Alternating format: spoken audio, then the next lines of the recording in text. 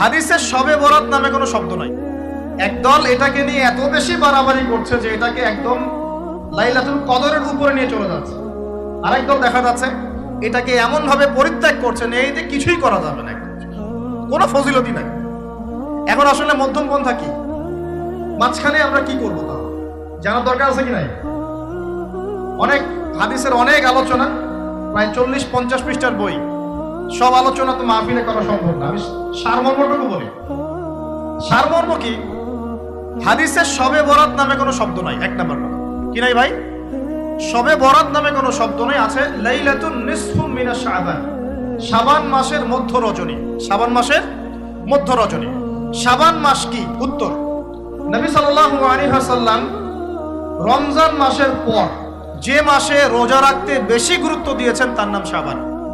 আয়েশা রাদিয়াল্লাহু আনহা তিনি বলতেন যে শাবান মাস আসলে নবী সাল্লাল্লাহু আলাইহি ওয়াসাল্লাম এত বেশি বেশি রোজা রাখতেন যে মনে হতো তিনি রোজা ছাড়বেনই না, সারা মাস রেখে ফেলবেন।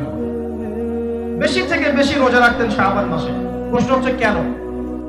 উত্তর, এমনিতে এই মাসটা বরকতময় এবং এই মাসে আল্লাহ পাক তার রহমতে বিপুল সংখ্যক মানুষকে জাহান্নাম থেকে মুক্তি দান করেন। সুবহানাল্লাহ। নবী সাল্লাল্লাহু আলাইহি ওয়াসাল্লাম এই মাসকে তাজিম করতেন। এই মাসের সম্মানার্থে, এই মাসে আল্লাহর রহমত বরকতের স্বার্থে নবী করিম সাল্লাল্লাহু আলাইহি ওয়াসাল্লাম এই মাসে বেশি বেশি রোজা রেখেছেন। সুন্নত কি শিখলাম? শাবান মাসে বেশি বেশি রোজা রাখা সুন্নত। আরেকটা হাদিস মাথায় নিয়ে না, আজকে সারা ওয়াজ ভুলে গেলে এই ওয়াজটা ভুলেন না। কি হাদিস? নবীজি বলছেন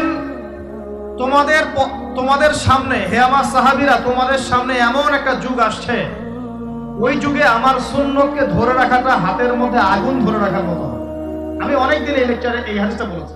ওই যুগে যদি তোমরা আমার একটা সুন্নতকে জীবিত করতে পারো, সমাজে একটা সুন্নত মরে গেছে ওটাকে আবার জীবিত করতে পারো, তাহলে 50 জন শহীদ সাহাবীর নেকি পাবেন। আপনি 50 জন শহীদ সাহাবীর নেকি পাবেন যখন চলমান সমাজে একটা সুন্নত মিটে গেছে, নাই, মানুষ আমল করছে না, কিন্তু আপনি সেটাকে জীবিত করলেন। পারা যাবে ইনশাআল্লাহ।